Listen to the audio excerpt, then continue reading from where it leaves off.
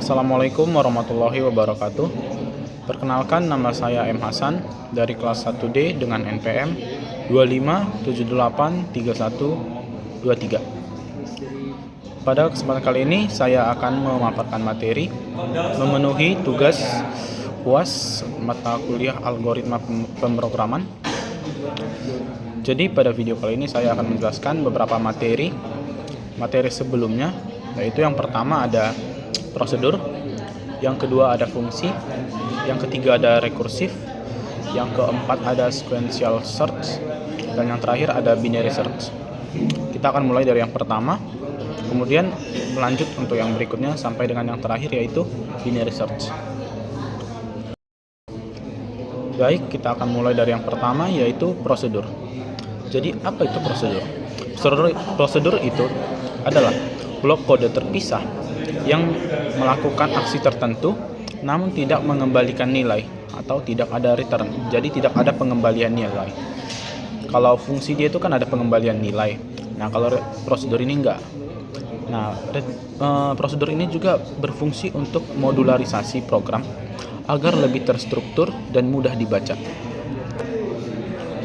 Contoh dari prosedur yaitu seperti prosedur sapu lantai. Gimana sih contohnya sapu lantai itu? Nah, yang pertama itu kita mengambil sapu, kemudian kita mulai menyapu dari sudut ruangan, kemudian gerakan sapu ke seluruh area atau ke seluruh bangunan itu yang kita sapu, kemudian membuang kotorannya ke tempat sampah atau membuang kotorannya ke tempat sampah. Nah, sampai dengan selesai. Nah, itu dia. Begitu. Seperti itu contoh dari prosedur ini. Nah, prosedur ini punya karakteristik pertama, yaitu tidak mengembalikan nilai.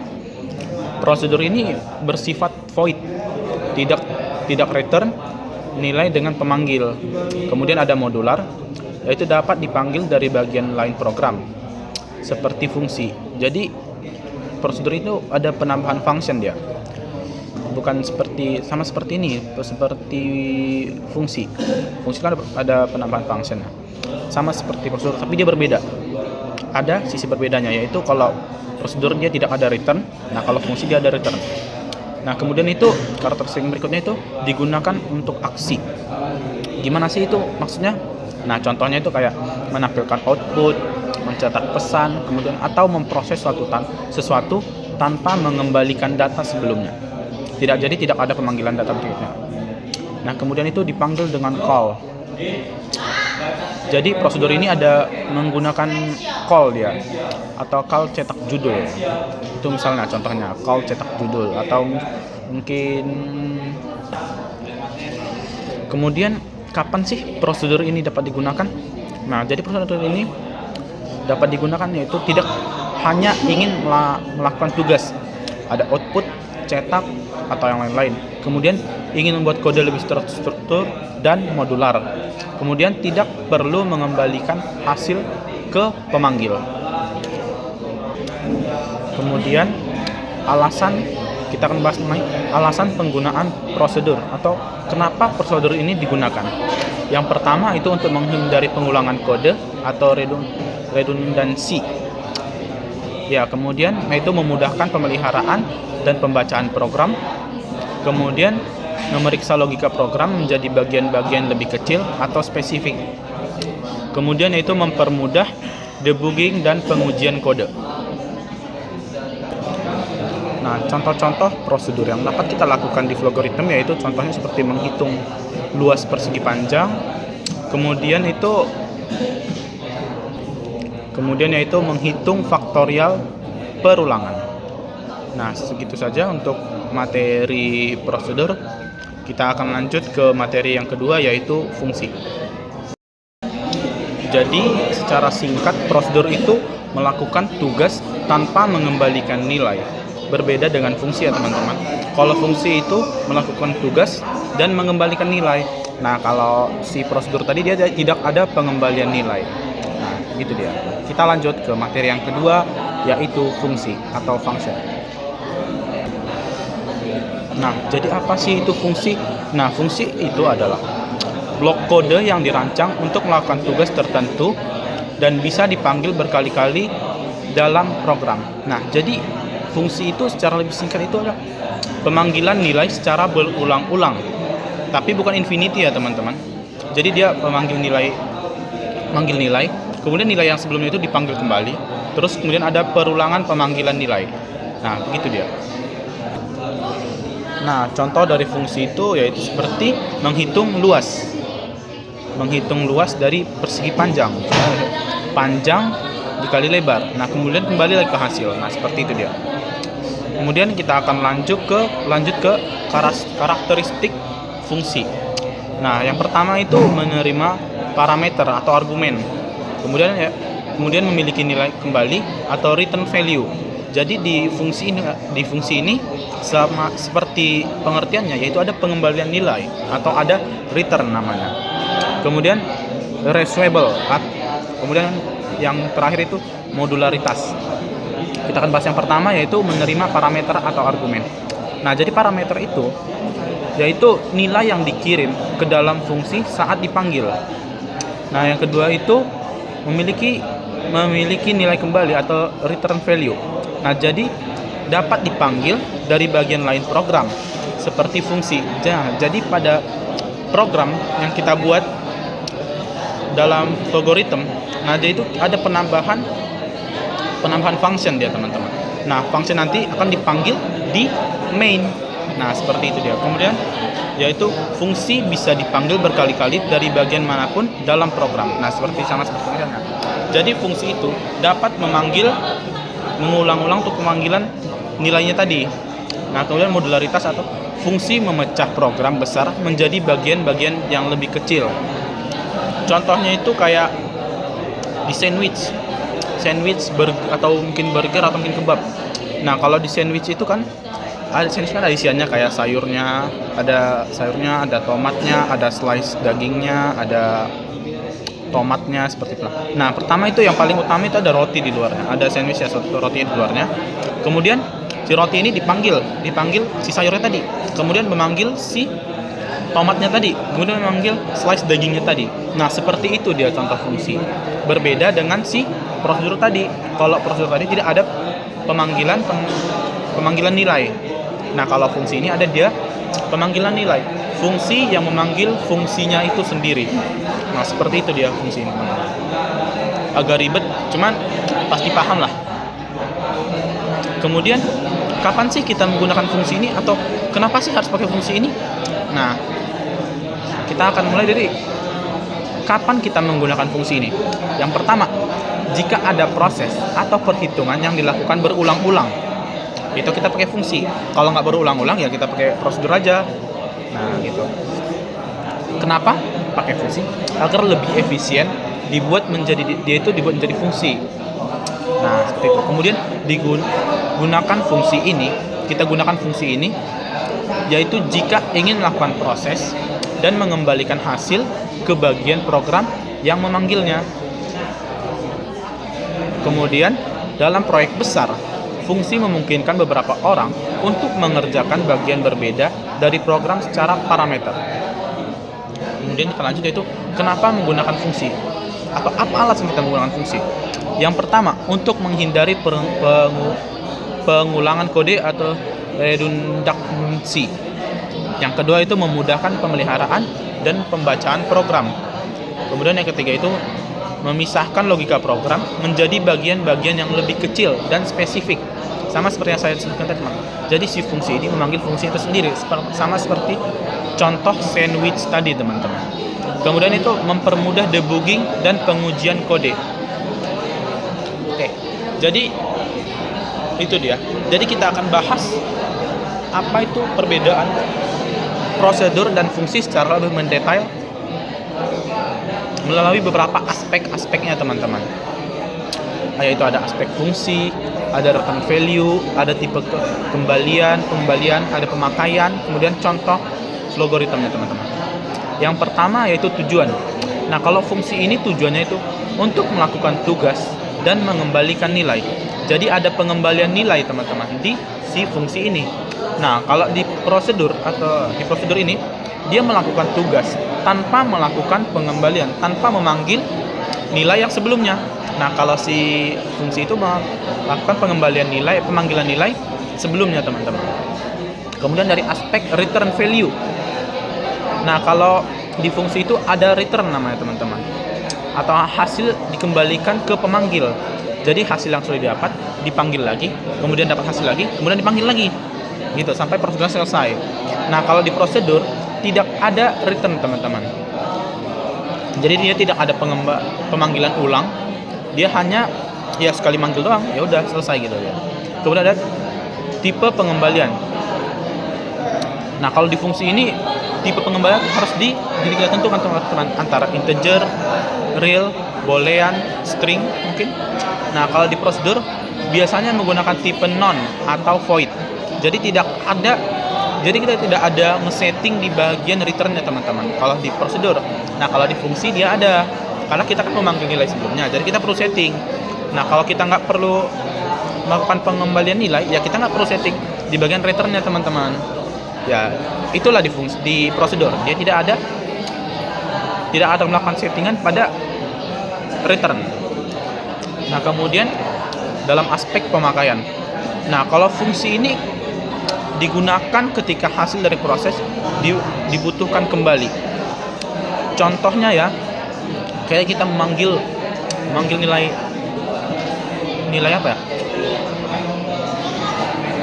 Ya sama seperti sandwich tadi, teman-teman.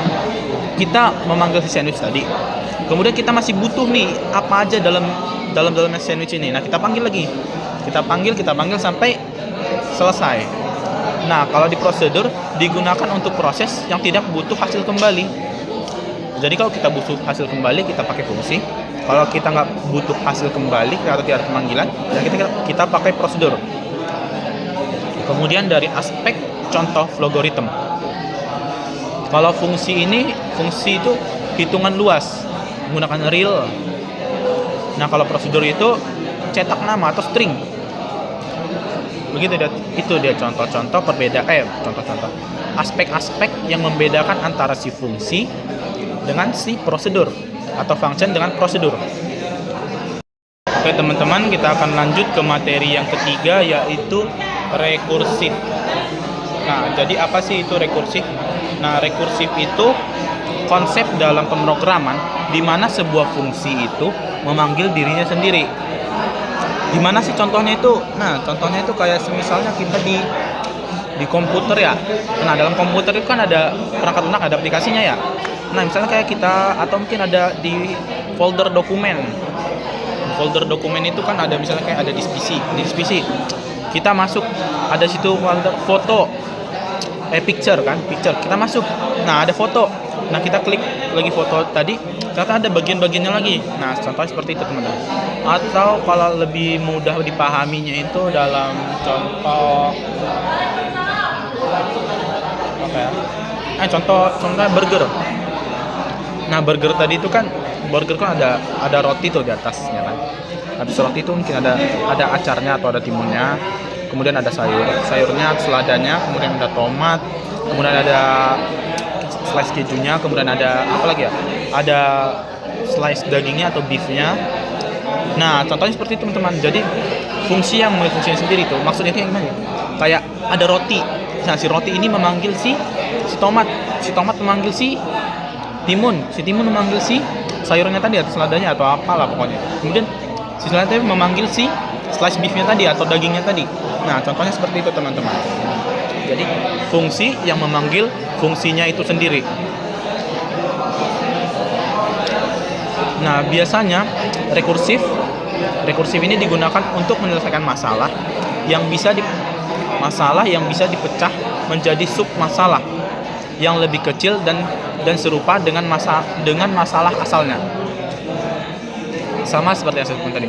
Jadi masalah yang gede itu contohnya kayak masalah yang gede tadi tuh diambil diubah menjadi masalah yang lebih kecil lagi, tapi tetap pada konsep masalah yang besar tadi.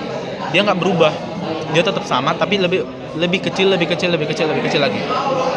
Contohnya itu, saya contohnya ya.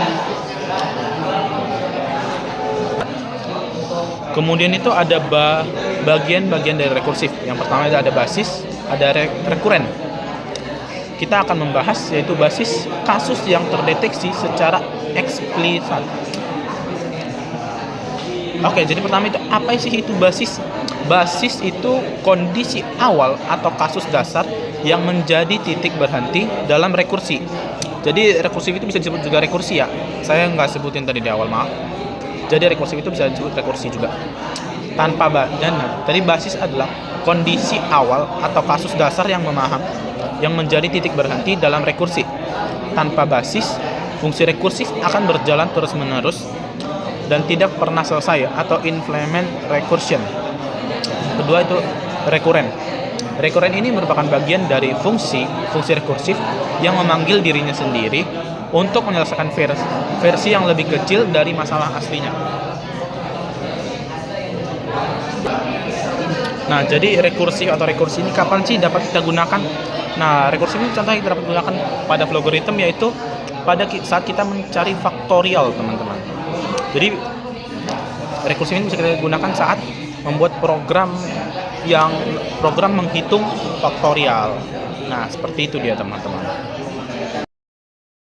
Kemudian kita akan lanjut ke materi yang selanjutnya, yang keempat, yaitu sequential search. Sequential search ada, kemudian binary search ada. Jadi kita akan mulai yaitu sequential search. Jadi apa itu sequential search?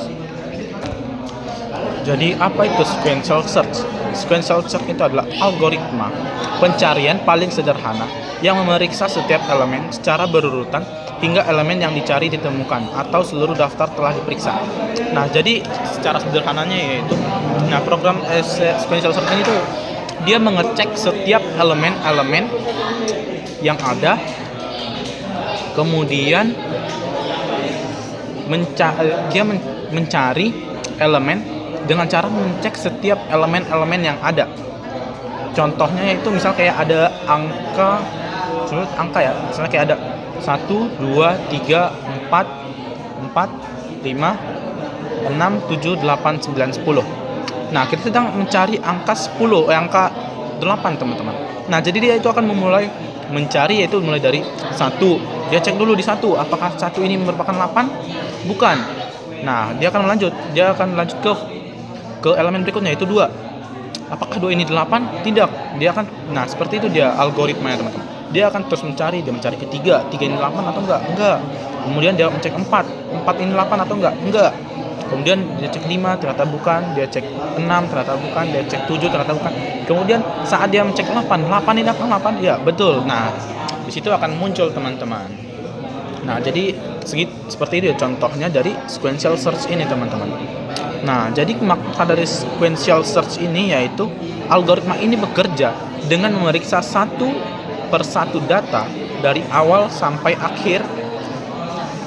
Dia memeriksa data dari awal sampai akhir seperti yang saya sebutkan tadi ya, teman-teman, tanpa perlu data diurutkan terlebih dahulu. Nah, datanya itu tidak diurutkan, teman-teman. Jadi dia mengecek semua elemen sampai elemen yang dicari itu dapat, teman-teman. Oke, kita akan bahas secara lebih detail yaitu cara kerjanya, teman-teman. Nah, cara kerjanya itu yaitu pertama dimulai dari elemen pertama dalam data, misalnya array.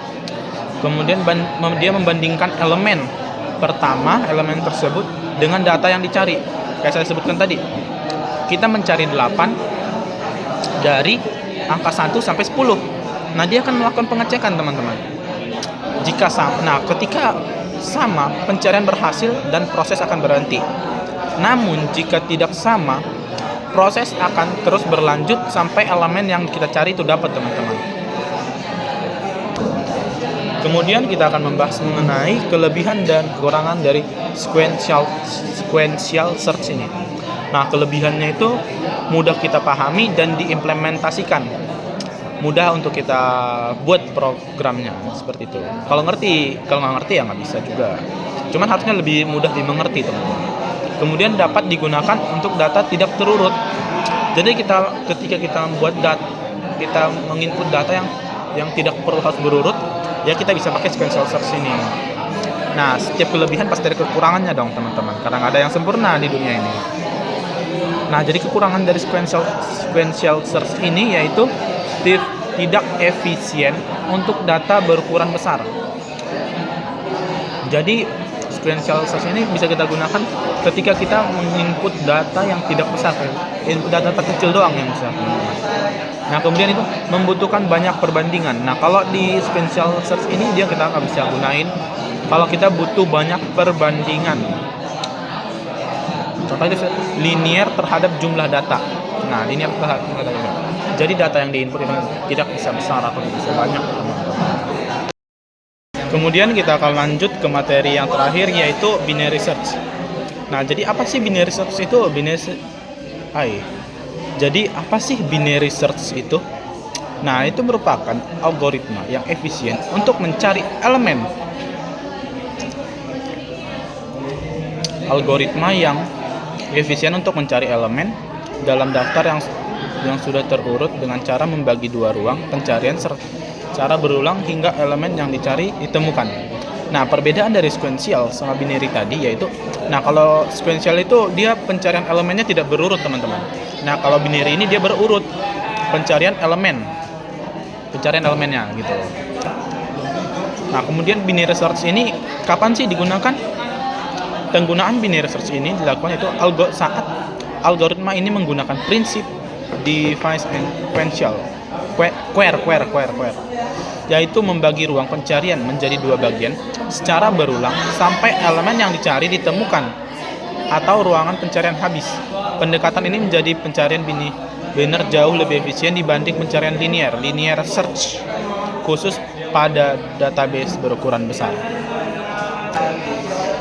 Kemudian kita akan membahas mengenai kelebihan dan kekurangan dari binary search ini. Nah, kita akan membahas pertama itu kelebihannya. Kelebihan pertama yaitu kecepatan tinggi pada data besar.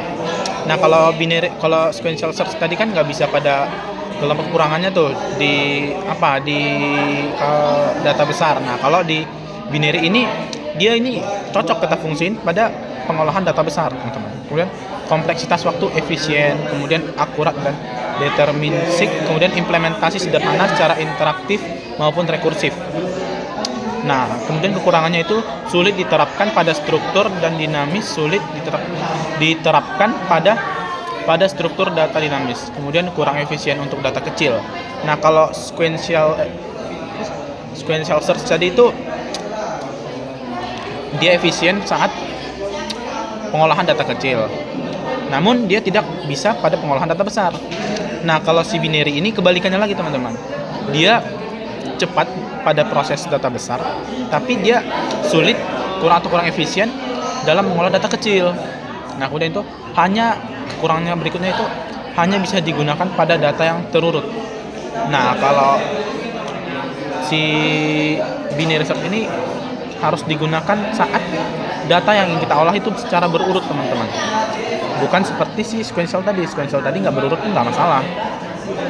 Nah, kemudian lebih kompleks dibanding linear search. Contohnya itu ya seperti menghitung data. Nah, jadi datanya itu dicek dari awal sampai dengan apa data yang kita cari itu ketemu, teman-teman. Dia cek ini ternyata bukan. Dia cek A, kita cari C ya, kita cari D. Nah, dia pertama itu nge-select dari A, anggap ternyata A ini bukan D. Dia cek B ini bukan D. Dia cek C ini bukan D. Dia cek D, dan ternyata ini D ini memang D. Nah, seperti itu dia contohnya, teman-teman. Nah, oke, segitu saja penjelasan dari saya mengenai materi. Yang pertama prosedur, kemudian fungsi, kemudian rekursif, kemudian sequential search, dan yang terakhir yaitu binary search. Baik, teman-teman, sekian yang bisa saya sampaikan. Mohon maaf apabila informasi yang saya sampaikan kurang tepat, saya mohon maaf. Mohon maaf apabila banyak kesalahan dalam proses penyampaian saya, agak belibet atau kurang memahami materi, saya mohon maaf. Sekian yang bisa saya sampaikan. Wassalamualaikum warahmatullahi wabarakatuh. Hidup Jokowi.